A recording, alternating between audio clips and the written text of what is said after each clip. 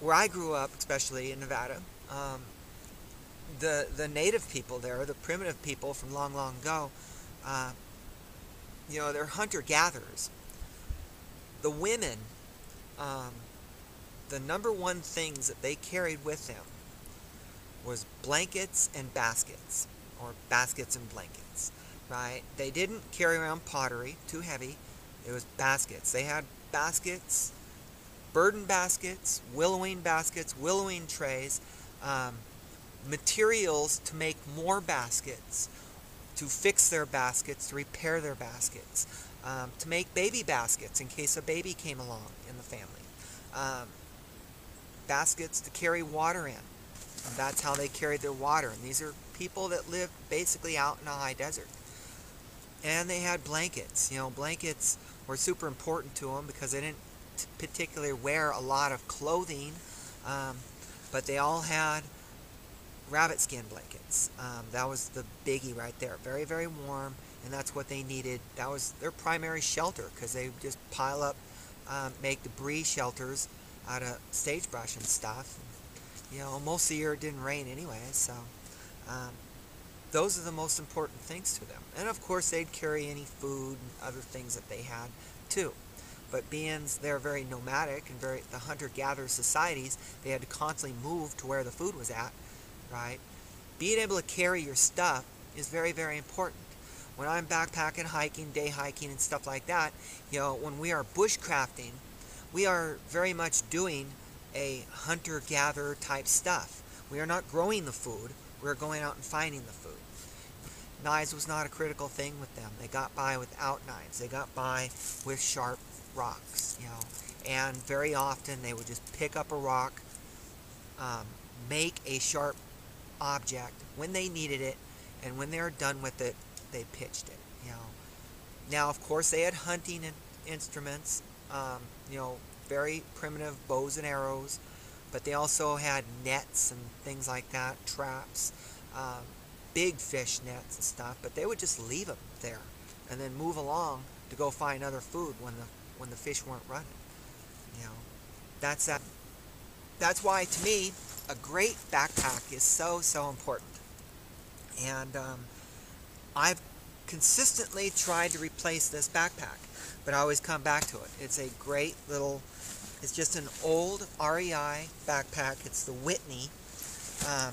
It just has one big compartment in the back, has one compartment here with a zippered thing inside. I've got food in here. I've got my glasses. I've got a knife. I've got my personal stuff. I have my Altoids tin. Good old-fashioned military style, army canteen. I like the fact that with an army canteen, this holds a quart of water, but it doesn't look like it should. It doesn't look big enough to hold a quart of water. And it's got, I've got the metal cup in there so I can boil water. I've got water purification tablets right in here. You guys have all seen this stuff, right? It's very simple. I've always been a fan of the poncho. I used to have the military style poncho a long time ago. I think it finally started cracking and falling apart. To me, this is a great little shelter. It's a multi-purpose item that makes me feel comfortable to have with me. It's multi-purpose. I can use it as a ground cloth. I can use everything else.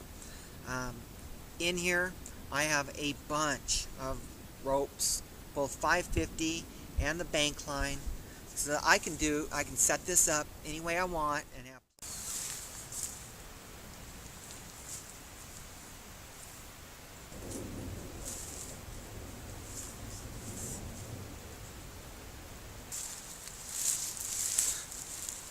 simple variation of a Canadian jam, right, is I always put a little overhand knot on the end just to keep it neat, but I've got a little overhand knot right here on my paracord.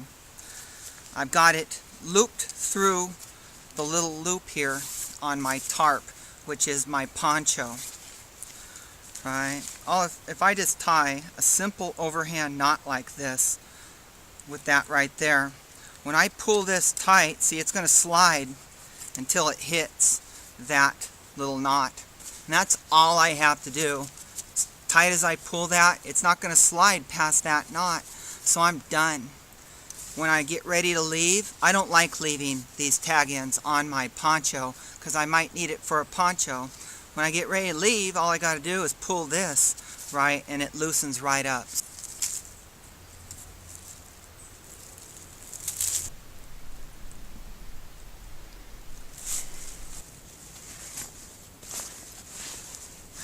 I have a jacket, just in case.